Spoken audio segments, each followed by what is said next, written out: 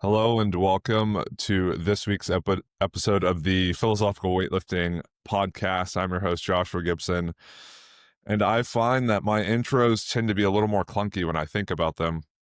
I was going to mention being sleepy as I intro the show, and then I start to lose track of what I'm saying. But if you've been along so far through, I think this is probably episode 306, you're used to the uh, little oddities of the show. So I'm very pleased to welcome Jessie Stemo, Utah native, but currently a Midwester.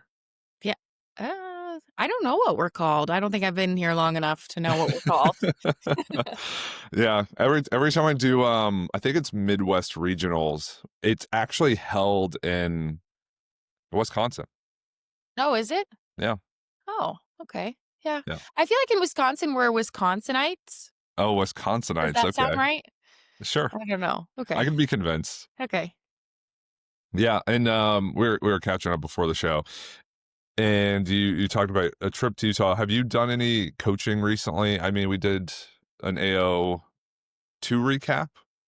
I think we did AO2 recap. Yeah, that was the most recent. And then we kind of have a nice, at least for most of my people, we have kind of a nice gap between now and I'll have a few people come into the Brew City Open at Milwaukee Awesome. Barbell. And then we've got AO finals that is also Masters Worlds. So I think as of Monday, we were 13 weeks out from that, which I love that as a training cycle length. So Yeah. it's been kind of fun to make some plans for that. Okay, so the Brew City Open, when is that? It's October 25th. Okay, in Milwaukee. Yeah. Okay, Mhm. awesome.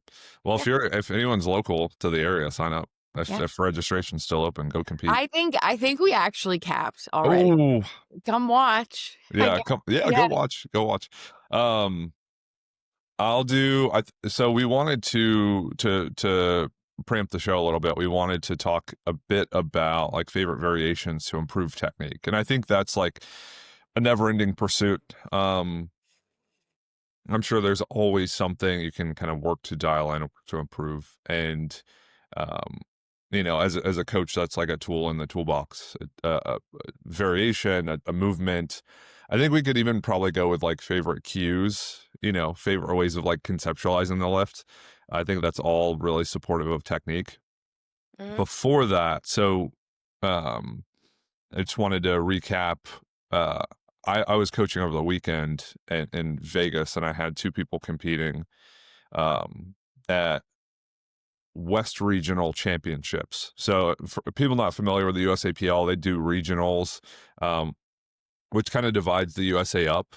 And I normally will coach at Midwest Regionals and coach Danny, and she actually, I think the last time she competed there, it's been in Eau Claire and Appleton. She actually won best overall. And then fast forward to over the weekend, I was coaching Tiff and another athlete of mine, Zeba. And I think Tiff placed second or third overall and ended up pulling 3.5 times body weight. It was 365, and I think she weighed in at 105. 105. It's really strong. And so Tiff lifted pretty well. It was my first kind of powerlifting block with her. So she's a super total athlete, which means that most of her training when I started with her was almost purely weightlifting. And we did sumo deadlifts once a week. We did bench once a week, dumbbell bench once a week, and high bar squat, front squat. And got her prepped she ended up qualifying for AO finals. I think probably around 5 to 6 weeks ago. And then we just transitioned into a powerlifting focused block, which means we introduced the low bar squat. We increased frequency of the low bar squat, increased frequency of back squatting, increased frequency of sumo deadlifting and bench press, and turned that around really quick and had pretty good results. So I'm super excited to start going forward with prep and Freo finals. And then I think she's going to do the Arnold and compete in the super total there, which would be the series meet. And then it would be the Arnold, I don't know which one she's going to qualify for, but it'll be one of the USAPL meets. So that was a ton of fun. Um, Maybe a future episode on Super Total would be a good idea, but today we're going to talk about technique. And Jesse, I feel like you're a technician, like your technique's dialed in, like rock solid. Um, Well, thanks. yeah. So when you approach developing technique, Mhm, generally, what are your favorite like go-to exercises? And then we'll talk about for specific problems, how do you mhm. tend to accommodate those? Yeah. Yeah, I mean, I think there are so many ways to do weightlifting and to tackle a problem within weightlifting, which I think is why it's so fun to coach because it's like a big puzzle, but you kind of get to choose your own adventure with the pieces. Um, I think that when it comes to making technical changes, I really like using pauses and slow variations. So I think like if we're going to take a technical error, I want to make sure that if it's a position we can pause in, the athlete can pause comfortably in that position and we spend some time, like spend a full training block utilizing pauses, whether that be in the full lift or in some pulls or primers usually.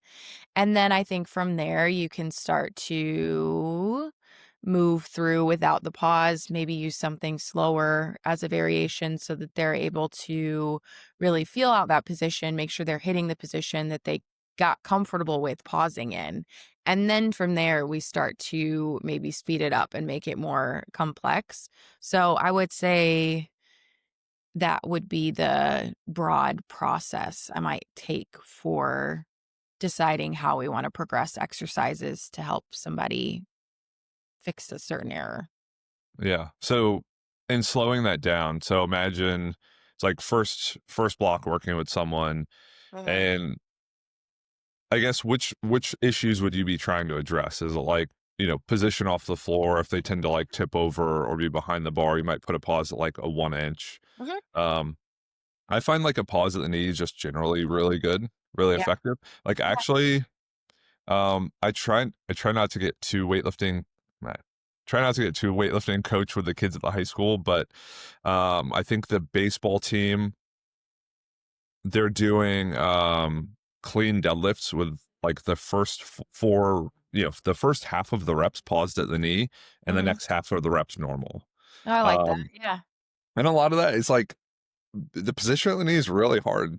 It is, it It's is. really I hard. one that most people don't get Yeah. to well. It yeah, if you had to rank most common errors, missing that position is definitely up there.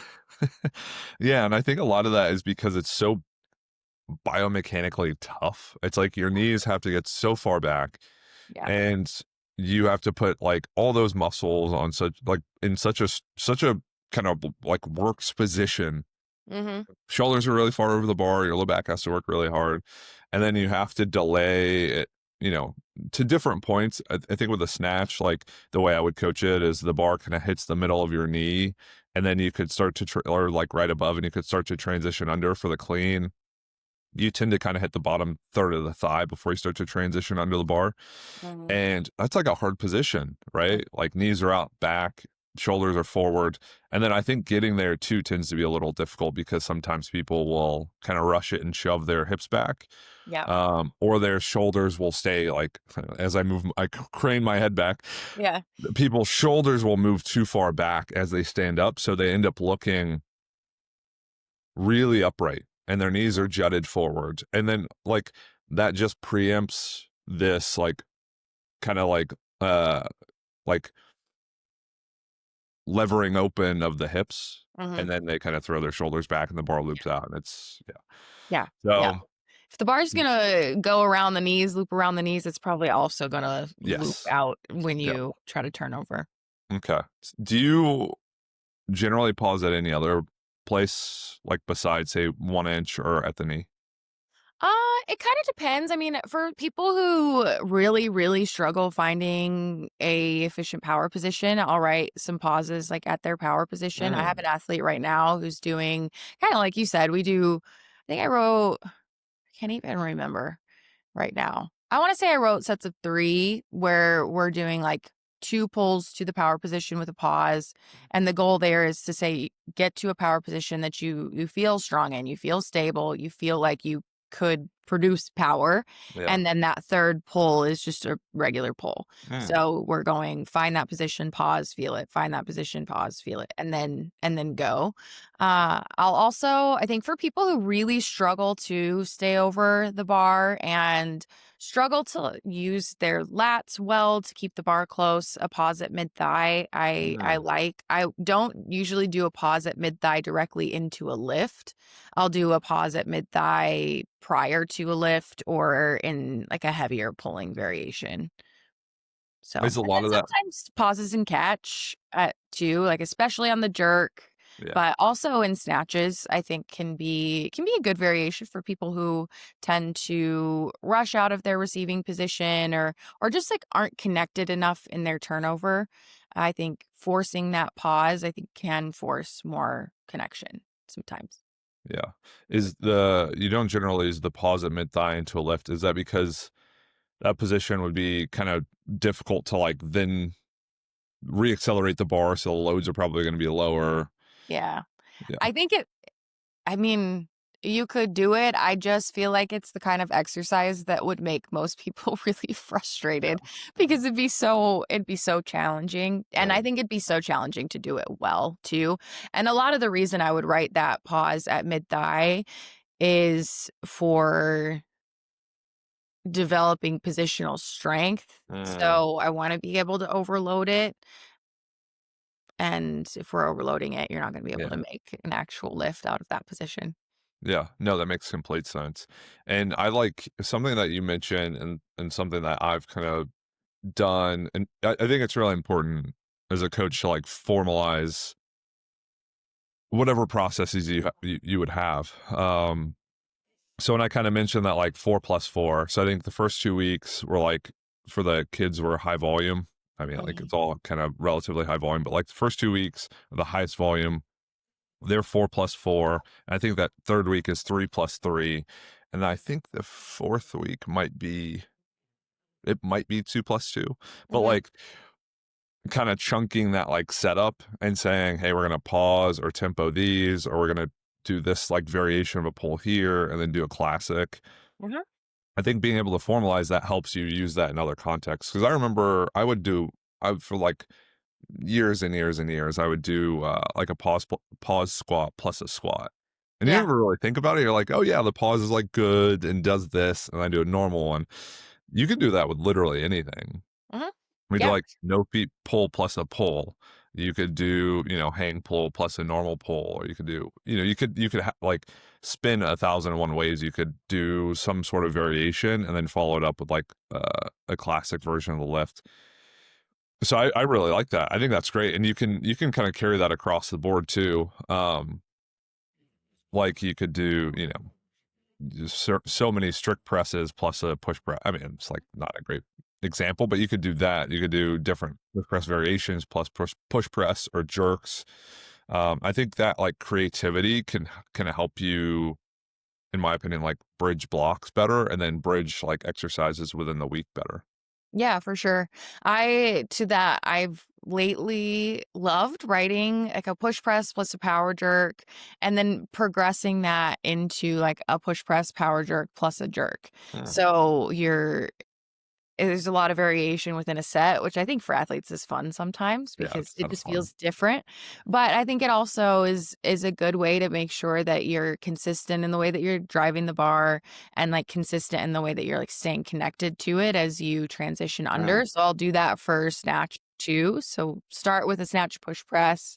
Maybe in the next block we do push press plus power jerk. And then in the next block we do push press power jerk snatch balance Wow. or do power jerk snatch balance, something kind of along those lines. But kind of a fun way to hang on to the thing that they feel more confident with, like a push press. They feel good about that. They feel good about their dip and drive. And then you start to add a little bit of complexity as you go while sort of hanging on to the thing that they do feel like they can do well. Yeah. The thing I really like about that too is the ability to hang on to more volume per set. Mhm. So, I think a lot of people classically might go, so if we think of a super classical like structure to a program, you might do like 10-5-3-2-1 or something. Um and in doing that, you kind of lose half the, you go tens to fives, you lose half the volume. You go 5 to 3s, you almost lose half the volume. And instead of doing that specifically of like a push press 10 to a push press 5, which like I've done in the past, I got, blew my push press up. Mhm. You could go push press, say like, 6 to like 3+3, or you Yeah. could, if you did 3+2, and then instead of like a 6 to a triple or a double, you could do a 2+4, or you could do, there's so many ways to spin it. And so I really like that. And I like that idea of holding on to more work, but changing in a way that as that first exercise reduces in number of reps, the weight on the bar naturally goes up anyways. Yeah. And then you can add a variation that can accommodate that increase in weight Mhm. and is still like really technically good. Yeah. So I think that idea is like fantastic. I think more people should do it. Mhm. It's fun. I think it's just fun too for the athlete. I feel Yeah. like as a coach, obviously there are areas where you could probably be too creative and confuse the athlete and just throw too many variations at there on there that it is not really helpful. But I think when you can find little areas, fun ways to introduce variation without confusing the athlete, without getting in the way of progress with just the traditional lifts, it's I think it's a good thing to do because athletes are in the sport for a really long time, Yeah. and if you can find a new little way to do a push press, I do that because it I think can hold interest for longer. Yeah. I think too, on top of that point, like I've gotten feedback as a coach of, well, you keep giving me the same cues and it doesn't really do anything. And it's like, oh, you're right. Like maybe push pressing once a week isn't going to finish that like extension in the split jerk, like your drive up. So we should probably be a little more creative and do a little more work that's directed toward like driving up longer, hitting the right position. So in doing that, maybe do like a paused push press and then, plus a push press, or maybe then you go push press plus like a paused power jerk. And it's just something where it's like, okay, evenly, I want to dip and drive evenly with both legs instead of like shifting, Mhm. which then leads to like cutting that split a little bit short, or that extension into the split short. And then it gives you like a heightened awareness. And then you can, have those variations kind of riddled throughout the week a little bit more. Which I find I've kind of like done that for a long time, but sometimes you go in and out of phases as a coach, or as like the way you write programs. Um, but I like to call it like you're consolidating the stressors of like a block. Um, and what I mean by that is you're consolidating where the work is kind of directed to, and you're trying to overlay as much as you can on top of it. So Mhm. instead of this idea of like, you know, um, you're making a meal and you're like, well, I put a little bit of this and a little bit of that, and you kind of stretch all your seasoning so thin you don't really taste anything. It's Mhm. like, oh, what do we really want the flavor of this meal to be? We should probably like emphasize that, and Yeah. bring some visual component to it, some like a fragrant component to it. Um, and that's going to make the experience more rich. And with training, it's like, in my opinion, the same way. It's like, okay, you mentioned like a pause at mid thigh. It's like, okay, maybe you do a pause pull at mid thigh, and then maybe you do a mid thigh like hang lift. And then Mhm. maybe if you really want to get like into the weeds with it, maybe you do like a block something around mid thigh. And it's like, okay, if you really want to target that position, you just found like 3 different ways to do it that you could do throughout the week, and then you could change the load based on the demands of it, and Yep. then you could change volume based on kinda where it's placed. And I think that's gonna, if you have it, then you have a typical block structure where things change a little more dramatically from block to block. You're gonna have a better chance of correcting the issue, Mhm. you helping kind of like move that issue along, than if it's, yeah, like I was talking to another coach about this, like 3 sets of a something, and it's like you kinda sniff at the technical change, but you don't really get to work on it. Yeah. Yeah. I mean, I think your exercise selection should always be in line with the way that you're cueing the athlete. Like if you're cueing the athlete to, like you were saying, like we've got to finish the drive on the jerk.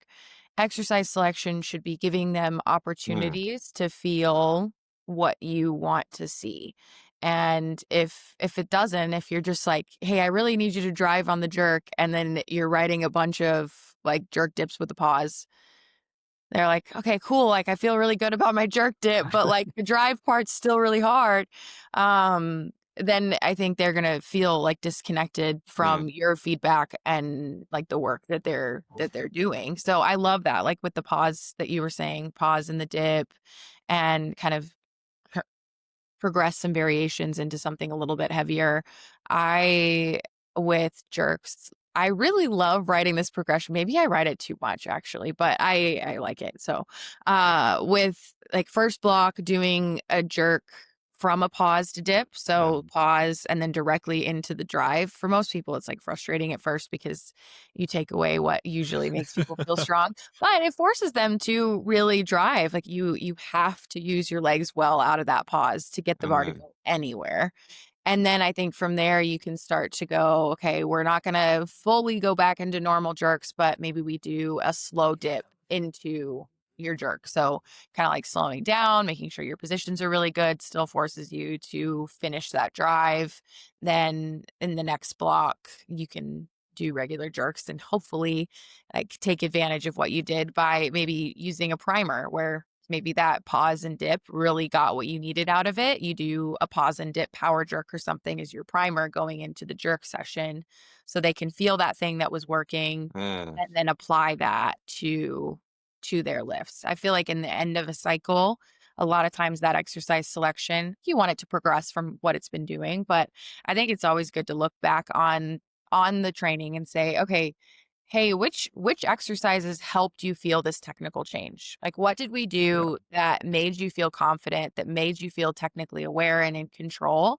And then I think you can use those exercises as primers more towards comp prep so that you're really like feeding into that confidence and awareness while you're doing just traditional lifts because we're trying to go heavy. yeah. I think maybe this is less relevant for someone who gets a ton of like feedback or coaching, um, and maybe relevant too. But like the idea or the program or whatever is written, it's like only as good as its execution. So like thinking in terms of that, things I've probably done in the past, because I did something similar, and I kind of carried that like pause. So what I used to do, and maybe I'm switching it a little bit now, is I used to do like higher volume variation work, and then I used to whittle the volume away. And then I used to turn into like more higher volume, like classic work, and then whittle the volume away. So it'd be something like I would do like a pause triple in the jerk, the first block, and I'd Mhm. really push that. Like I'd push volume, but I push the triple. And then the next block, I'd push intensity a bit more and then push a single. And so instead of having like more variation that whittled down to less, it'd be more volume that whittled down to less. Yeah. And I remember I paused like 137 in the jerk. And I was pretty happy with that. And then I ended up pausing like 160. But I remember like some of my reps were kind of that like you kind of get to the bottom and it's kind of, oh, are you really paused? You kind of tempoing it, and people gave me Mhm. so much shit on Instagram for it. And it's like, oh, it's a slow tempo jerk. It's like, all right, it's heavy. Yeah. um, but that first block was like dialed in, and then that second block, I think being able to execute a little more on like what's the purpose of it, which is actually to hold for like a good 2 to 3 count. And the reason that's so important is one, trying not to like blur the lines of that like change, which is, a rationale for a pause, like an isometric is, here's the stock like textbook answer. It's like, well, you get stronger in those specific joint angles and plus or minus 15 degrees, you know, either way. And it's like, well, if you're not pausing, you're not really like occluding that position. And then it's going to be kind of a little hazy when you go into the next block and you have normal lifts. And it's like, but you kind of were already doing just like a weird normal Mhm, lift. mhm, So I think the more you can make those distinct, and then maybe even the more of a difference you can have, the bigger the increase, you're going to get on the bar. So if you do like one of my favorite squat variations is going to be like 3 down, 3 up. So if you do that mhm, 3 up kind of poorly, it's almost just like a slow eccentric squat, which I don't think is that much harder, especially if it's only 3 seconds. So it's like we're kind of doing normal squatting, just a little bit lighter.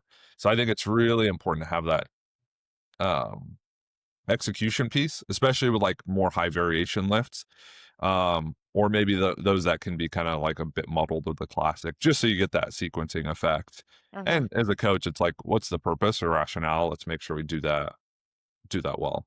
mhm. Um, so I really like that idea though of changing exercises more so than just solely changing volume, because if you focus more on the variation, you can keep the reps a little bit lower all the time, which I find to then, yeah, drives the intensity a bit more, keeps it a little more specific in that sense. Um, so you're not getting totally away from it. So I really like that. Yeah, and I think you can use variations to make it feel really natural that the intensity does increase. Mm, So, I mean, you're gonna be able to do more on a slow dip jerk than you're able to do on a pause jerk, and then you're gonna be able to do more on a regular jerk. Or, and if you think about block height, like for most people, if you go from a high block height at hip or mid thigh, like you're just naturally not gonna be able to do as much with that position. And then you move into a lower block height and naturally you'll be able to go a little bit heavier. So I think that the way that you can use your variations can help it feel really natural to progress intensity throughout a training cycle. And then I do think that the volume piece becomes a little bit tricky with some variations.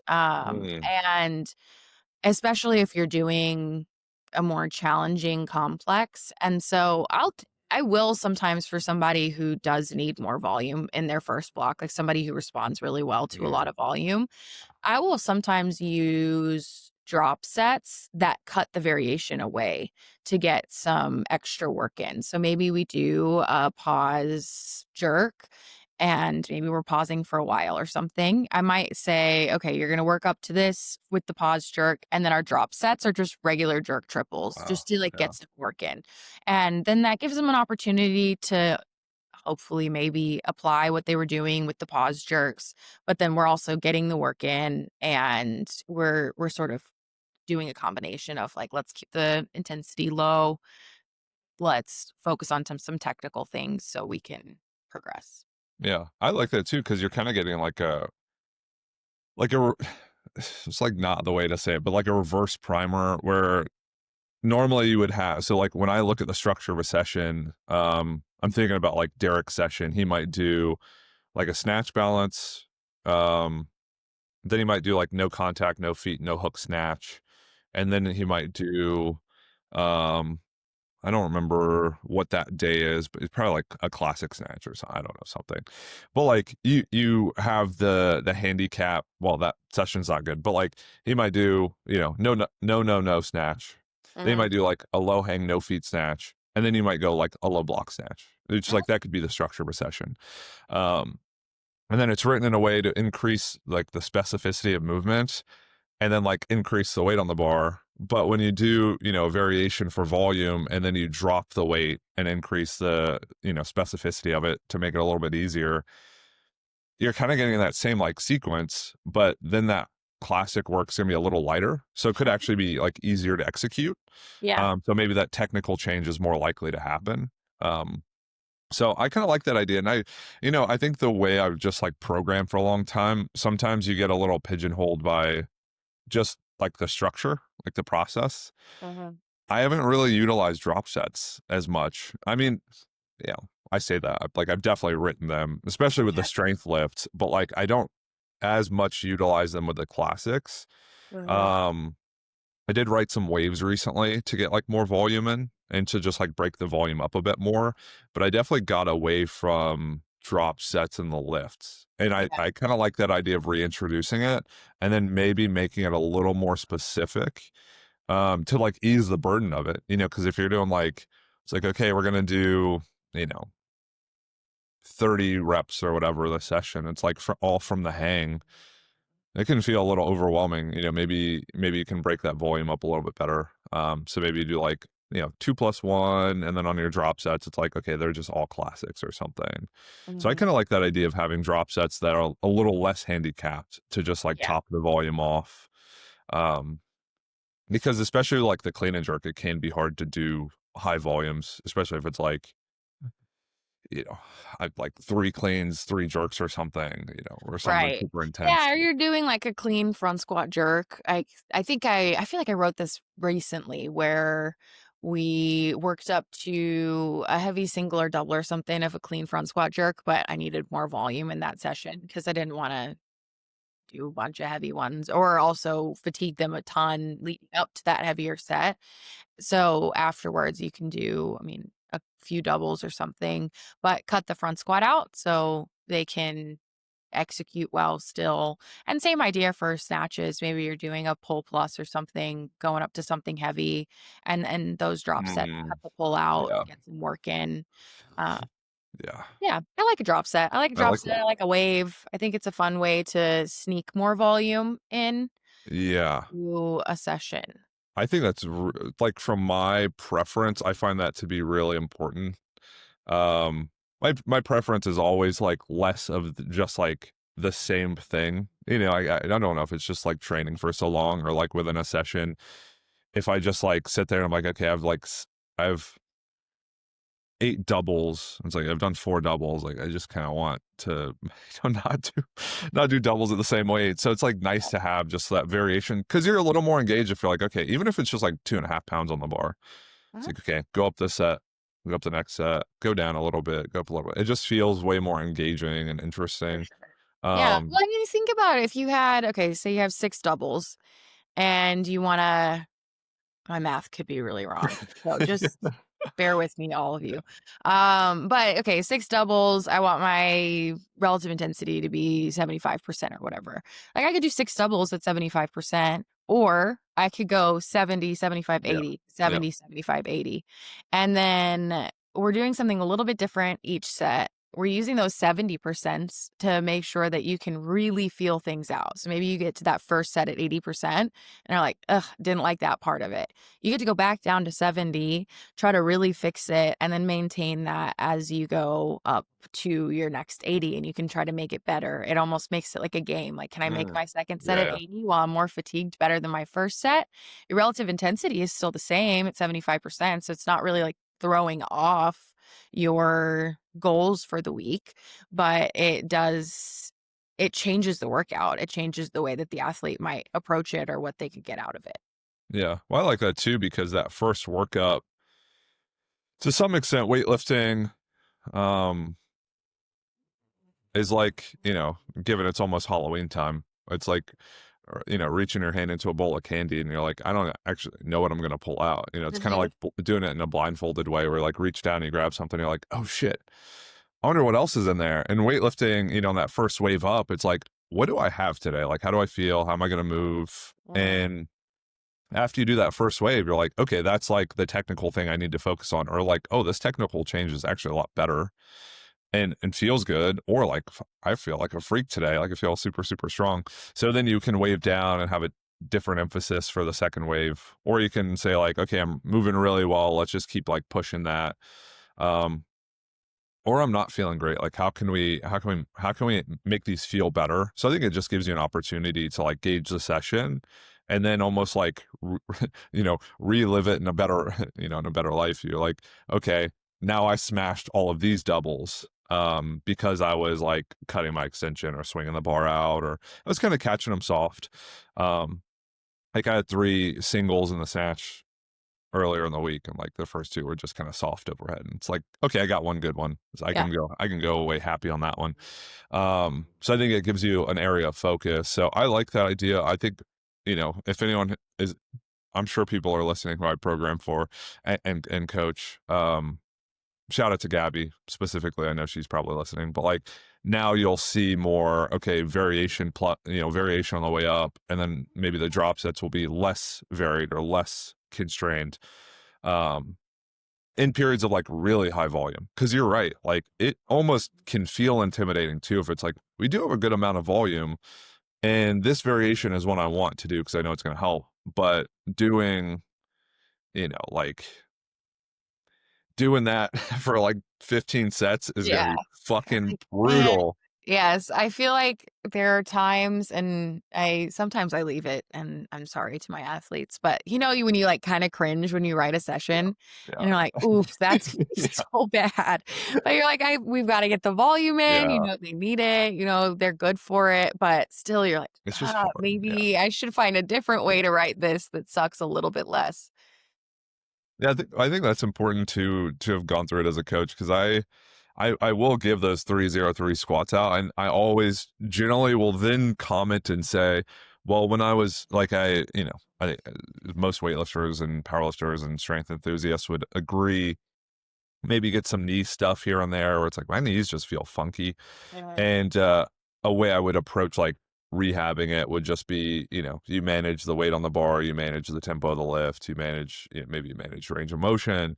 You have all these ways of modifying it. But I would do like sets of 10 or sets of 12 with a 303 tempo Mhm. on a metronome. Oh yeah. So, like a set of 10 with a 303 tempo, that's already 60 seconds if you're not resting at the top. Um, you're probably gonna rest at the top when you get tired. That's like a minute and a half, 2 minutes of just having the bar on your back squatting. Brutal. It's fucking miserable. Yeah. But I did that and I progressed it and progressed it and progressed it. And I've always gotten really strong again. And that variation is just like really good for constraining the squat. And I really, really like it. So when people are like, damn, this seems like a brutal session, it's like, been there. It is Yeah. brutal. You're gonna Mhm. make it out on the other side. Yeah. But, Yeah. uh, I'll even write in notes just like, "Hey, this week's gonna be kinda terrible. Please sleep a lot." yeah. Or, "Hey, I'm gonna need you to keep me updated on what you're noticing, how you're feeling, like, this is a lot of work. Eat some extra food, make sure you're drinking your water." I think you can give a disclaimer to a week that you cringed while writing. Yeah. I think well, one thing I noticed that you had written, and thinking about it now, we kind of talk about going from like least specific to more specific. You could kind of do that the opposite too if you're trying to push.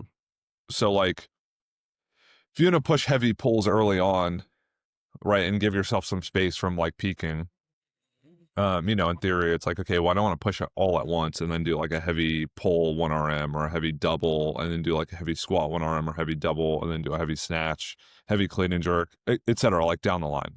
So it's like, okay, we're going to structure that a little bit more so it's staggered. So maybe in that first block, when it is higher volume, you do more of the classics to make it more tolerable, right? Like, I Yeah. mean, that, like, makes sense, and then it's like, okay, well, if we're not pushing maximal strength, we're pushing more technique in the second block, then you add in variation or constrain it, and it's Mhm. like, okay, now it's more technical, it's a little faster, it's lighter, and it can be accommodated with, like, medium volumes or lower volumes. So depending on how you, I guess, like, place the emphasis, you could almost move from, like, more specific to less specific, Yeah. and Yeah. and then you can kinda sequence it that way, just in terms of variation and, like, technical movements, and then it can maybe line up more with your weightlifting, so, like, heavy 5 in the pull or a heavy 4, heavy 3, maybe even, like I coach Derek, I think he's doing, like, heavy doubles, do, like, a heavy double, and then in that next block, maybe you can do like, if you have some volume to play around with, like a 2+2, where it's like, okay, now the first two reps are variation, next two are normal.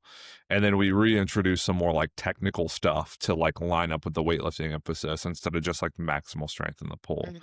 So I never really thought about that either, but you could kind of insert more variation later on to try and help with technique, which is Yeah. also like a Yeah, great idea definitely. too. Yeah, definitely. I mean, it just back to the beginning of our conversation. Like, there's so many ways to Yeah. write a weightlifting Yeah. program that can work well, and it all just comes back to, do you have an idea of what your goals are, and Yeah. then how you're going to move towards them? So, and sometimes, yeah, sometimes that means being really specific up front, doing the more traditional, specific to less, or no, wait. Anyway, yours is the but yeah, you can go both directions. It Yeah. just depends on what your goals are and where you're trying to go. Yeah. And, and a lot of that is, in theory, the best way to do it is to go in this very specific direction, this very specific way.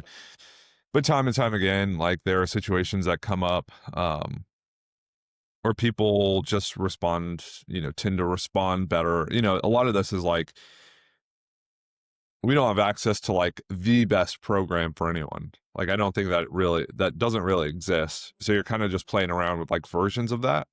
So I think it's kind of like maybe a misnomer to say like, oh well, we did tens a week out and this person peaked really well and made great progress. It's like, well, you don't know. If you would have done it like singles in a different way, maybe they would have made better progress. But um there is good evidence that like, yeah, a little variation is not bad and can be helpful, especially if it maintains like, you think about people's like peak in terms of like force production can vary based on like the phase of training they're in. So maybe if you're doing a more singles, doubles, and triples, they're like more peak for maximal strength.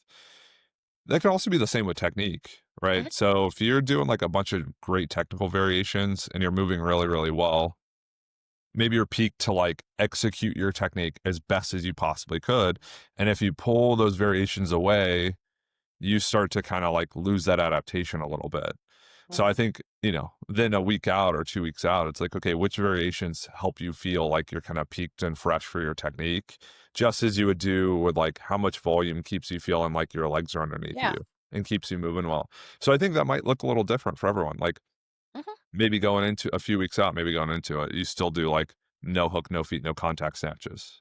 Yeah. And that's not like, well, it all needs to be specific. It's like, no, it all needs to be like peaking you well, which Yes. can be kind of like one of a thousand different flavors of, program design.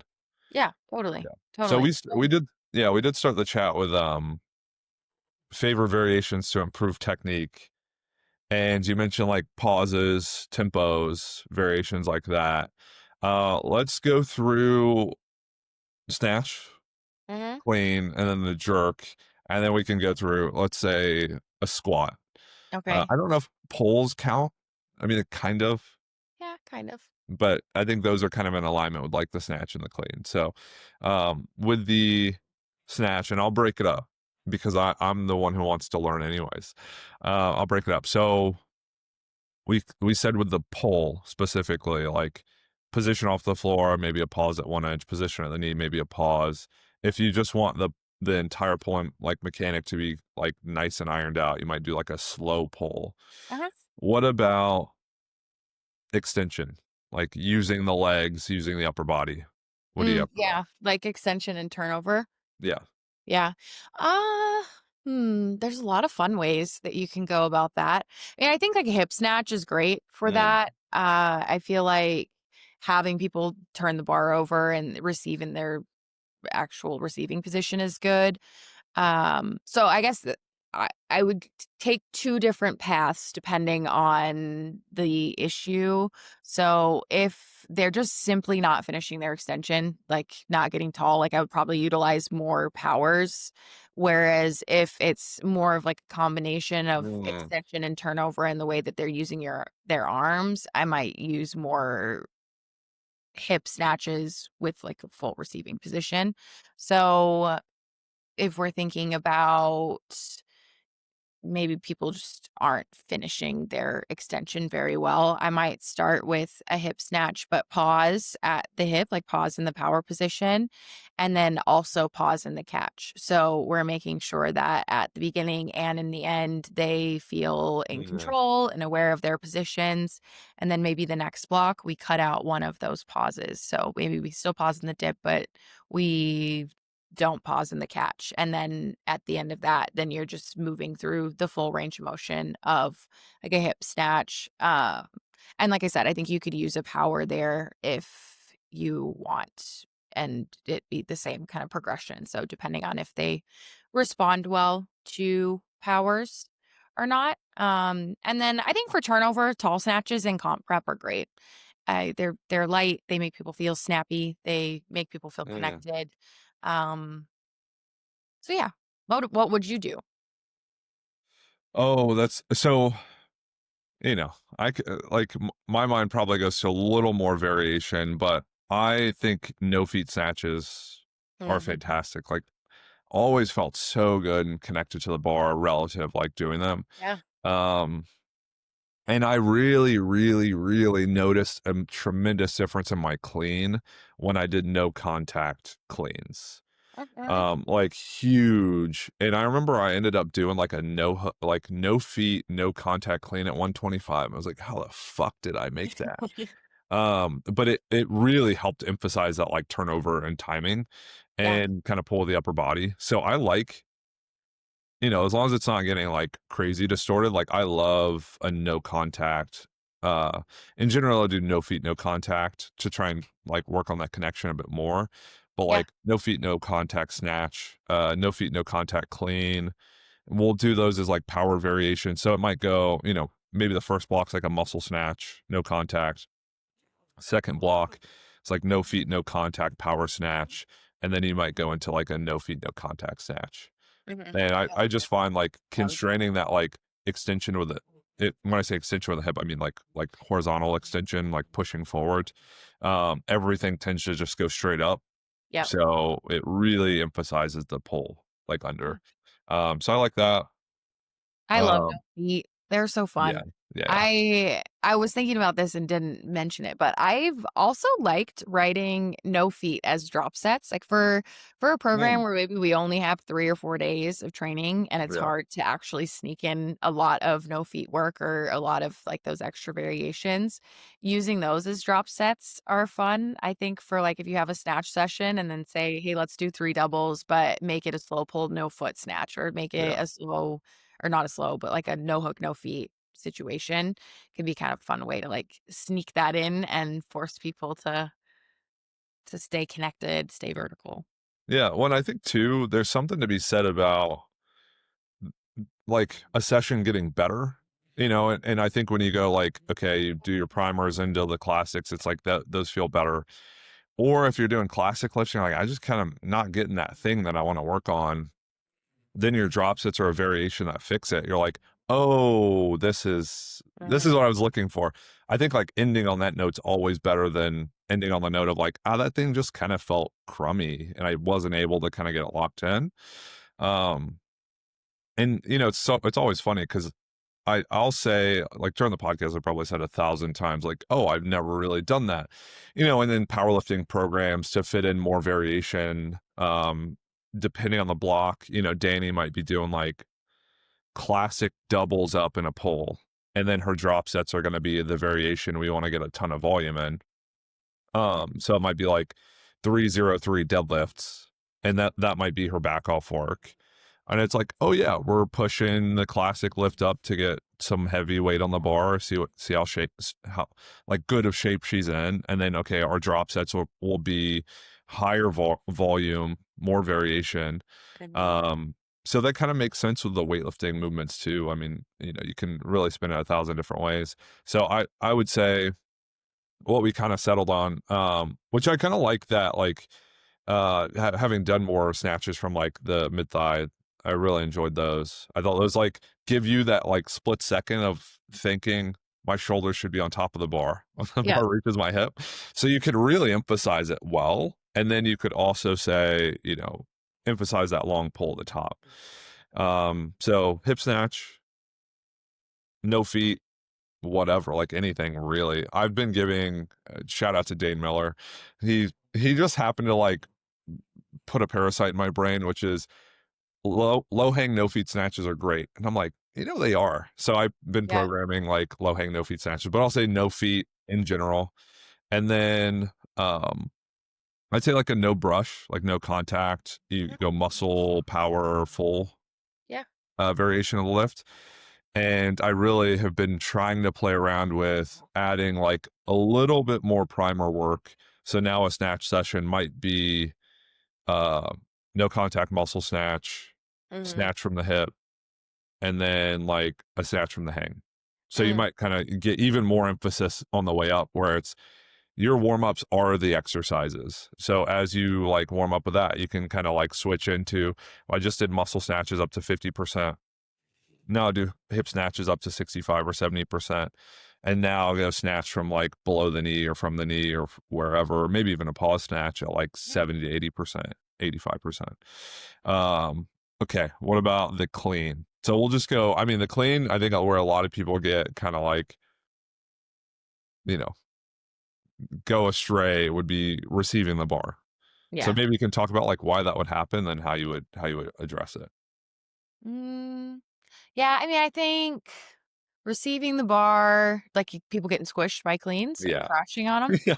Yeah, okay. Yeah. I think that's one of the more common issues. And I think, you know, that occurs for a lot of reasons, but like that's the hardest part of the clean is being able to basically like what I call jump the bar up, you Mhm. know, and squat under it to catch it. Yeah, yeah.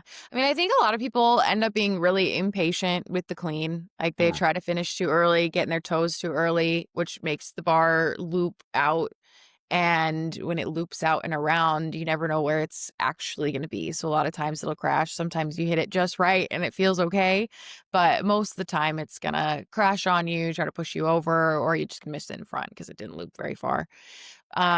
And so I think that making sure that you can stay over the bar and actually keep pushing with your legs all the way to your power position mm, is the best way to make sure that you can get the bar okay. moving straight up off your power position rather than out. So it's going to go out if you're pulling your shoulders behind the bar early, if you're getting into your toes early, like just basically cutting that leg drive short. So I think for trying to help people use their legs better, longer, like get to that efficient power position. I really love slow pulls. I think Mm, like a slow pull power clean is a good one because mm, it helps yeah. you like make sure that you're over the bar, you're feeling your positions, you can be really aware of your foot pressure. And then I think the power clean part of that makes you be aggressive in the way that you're turning the bar over. You've got to meet it high. And then I think another one that I love for cleans is like a yo-yo clean because I think it Mm, helps feel your legs. So yo-yo clean or a yo-yo power clean, yo-yo muscle clean even, make it wow. slow and just really focus on that leg drive past the knee, focus on kind of keeping your shoulders over, feeling those positions, and then going into your extension and turnover. Yeah. I'm going to CC Derek on this call. I gave him slow pull power cleans and he posted a video on Instagram and I watch it. I'm like, Derek, you gotta pull it slowly. And he's like, Yeah. something, my power clean sucks. And I'm like, that's why we're doing the slow pull Yeah. part.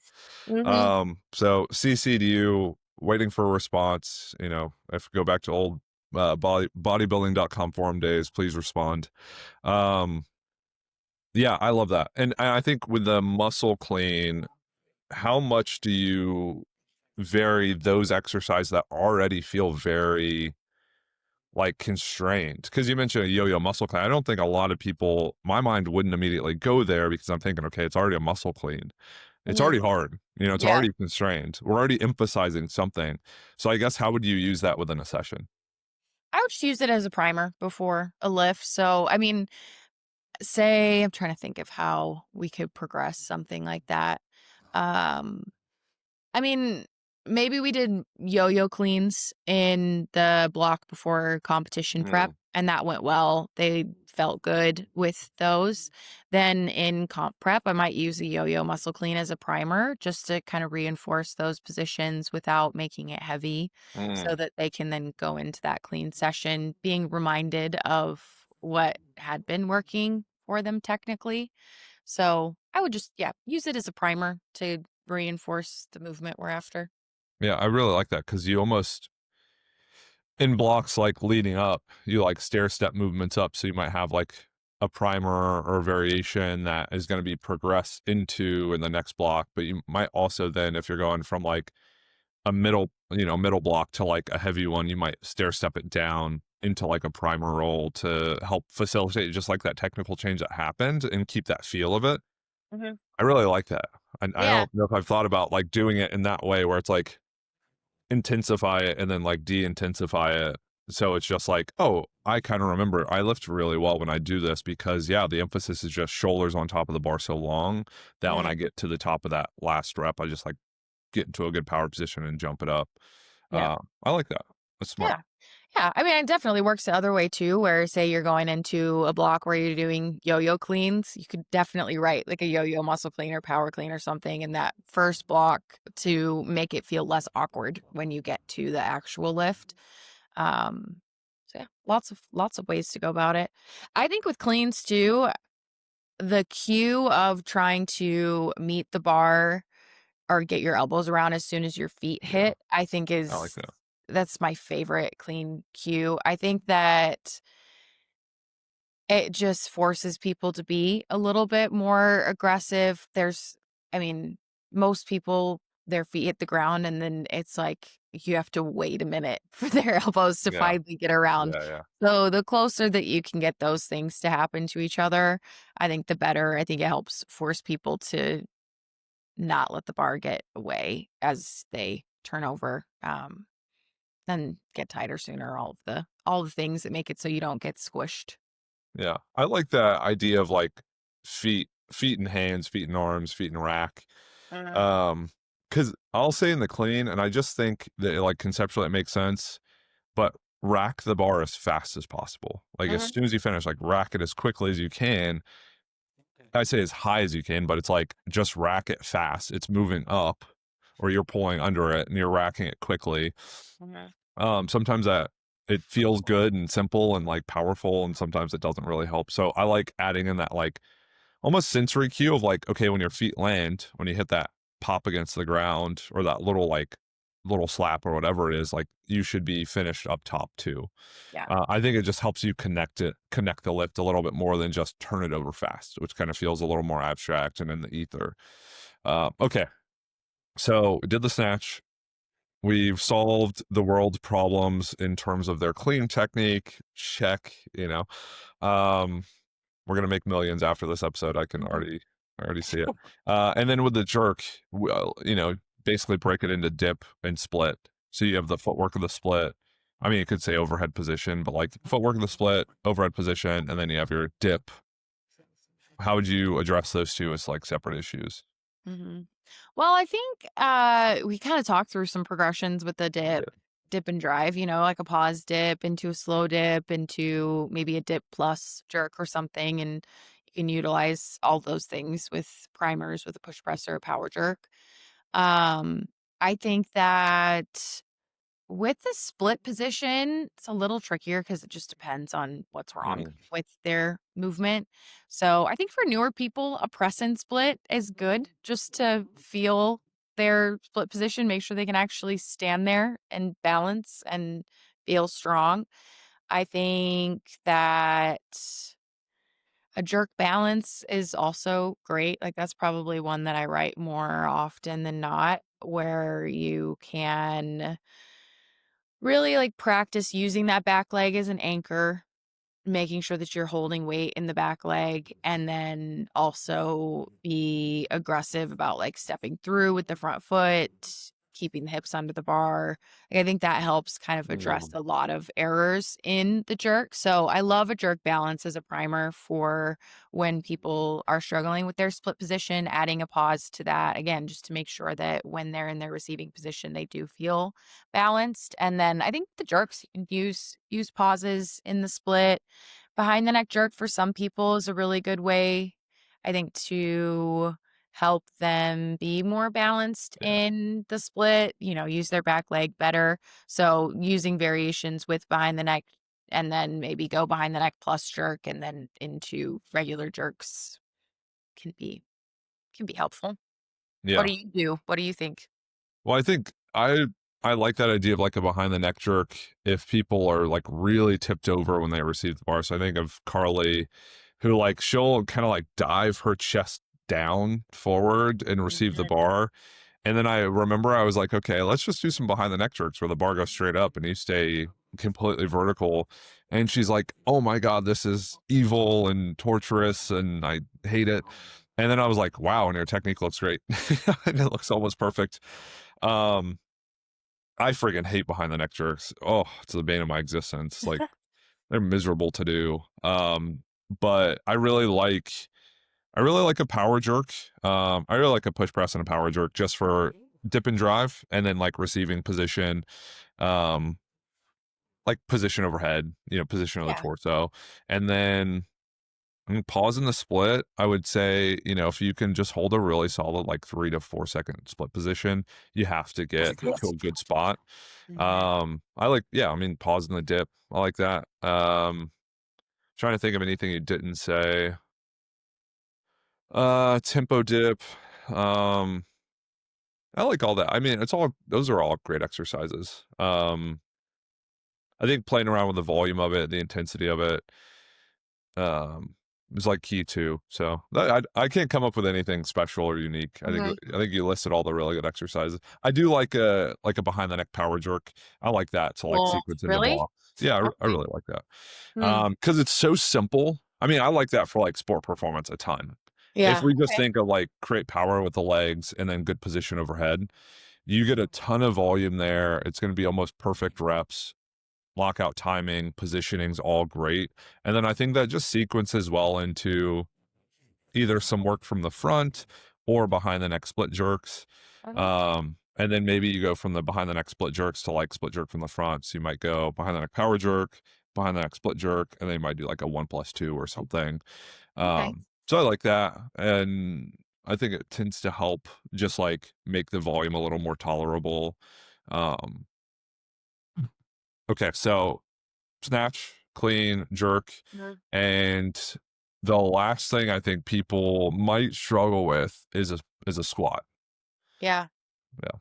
Mm. So how would you address the squat? What are your favorite exercises for that? I mean, I love a tempo squat. Big fan. Like, I like starting with maybe 6 seconds down, couple second pause, and then next block, maybe we go 3-second down, maybe a longer pause, depending on Mm, how they've been responding to the pauses, into more traditional pause squat. I think that's a good way to progress, keep the intensity lower at the start. You can progress it as you go. Um, Other variations, I mean, like you were talking about before, 3 seconds down, 3 seconds up, I think is a really good one for when people are really shifty yeah. on the way up, like if they like shoot their butt back or their foot pressure is wacky. I think that 3 seconds on the way up is a really good way to force them to hold their positions and be aware of their positions, especially in like the change of direction in the squat. Other things, I mean, I like a 3 stop, like pause it Mm, parallel, pause at the bottom, pause it parallel again.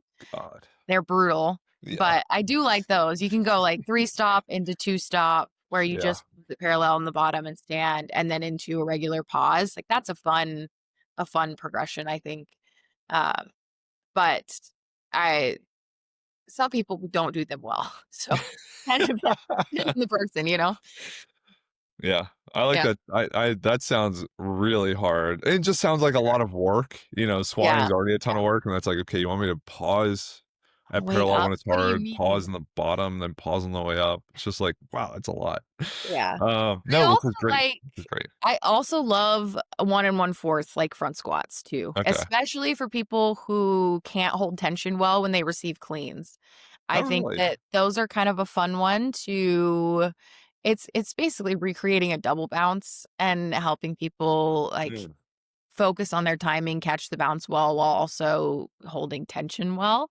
So, that's kind of a fun one as you get closer to yeah. competition, I think. I've never really done those. I haven't done those at all. And Oh, really? yeah, my brain doesn't immediately go toward using them when I think about like because I was talking to Tiff and what happened on her second attempt squat is we went 137.5 and she has this thing where she like goes down a good position and then starts to like leave her open and kind of like got off balance into her heels and shifted back and like missed the lift back. um so everything kind of just rocks and then she tries to open up too much and like leans into the off balance, like the imbalance. So I kind of I debriefed with her last night and was thinking maybe we do like 1 and a fourth squat, or you go down all the way down, up to parallel, down and up. Yeah. Like, I don't know. I've never used that, and because I've never used it, it's like this weird barrier to entry thing Yeah. where I don't wanna use it yet until I've maybe done it or used it successfully, and I'm like, "Oh, that's why it works, and that's how it fit into that's how it would Yeah. fit into a bigger plan." So I should play around with that. And you said, how would you program that? Like, in what way? Like, okay, blank program, Yeah. person loses tension or gets out of position out of the bottom of a squat or a clean. Mhm. Where does the 1 and 1/4 squat fit in to that plan? Yeah, okay. I think it could be a really good way to progress out of, like, a 3-second down, 3-second up, like, you maybe do that Mm, first okay. so that you make sure that you are able to hold your position slow before you start speeding it up, so some kind of variation like that prior to doing the 1 and 1/4 squat, I think is could be good. And then when you do it, a lot of times I'll write it as a part of like a dual squat day too. So Yeah. the volume is lower. It's really just like a timing focus. I rarely push them super heavy. It's more of just yeah, timing positional focus. So No, that single makes sense. Yeah. singles, doubles, maybe. You can also do them as a drop set. I've done them as drop sets for front squat days too. So do some front squats and then do a couple drop sets where you kind of keep it lighter and do, yeah, 3 doubles, 3 singles at the end of a front squat workout. And then it'd be 1, so it'd be down, fourth up, down. That's 1 rep, down, fourth up, down. 1. Yeah, I think too, if you sequence that, depending on how you did it, like 303, all the way down, pause on the halfway, and then on the next Yeah. block, if you just add in more like stretch shortening stuff, you could like down, up. And then I like that dual squat day idea because it allows you, ultimately what we're trying to get at when we talk about this is like these very constrained exercises that probably are hard to do for a ton of volume. How would that fit into a bigger plan? So it's like, oh, well, you would break up your squat work. So you have, the kind of bulk of the work, the emphasis, and then the really supportive technique stuff that can be a low rep, maybe Mhm. higher intensity or lower intensity, but that doesn't like get you too far away from building strength, like maximal strength. I really like that. The one thing I've had really good success with in bench, and I've done for squats, but it might be a little logistically difficult for most people, would be like a pin squat. And you go all the way down, control to the pins, rest on the pins, but don't lose tension, and then drive out of the bottom. And a lot of that is if you are at all out of position when you push, you're going to push the wrong way and you're going to miss your squat.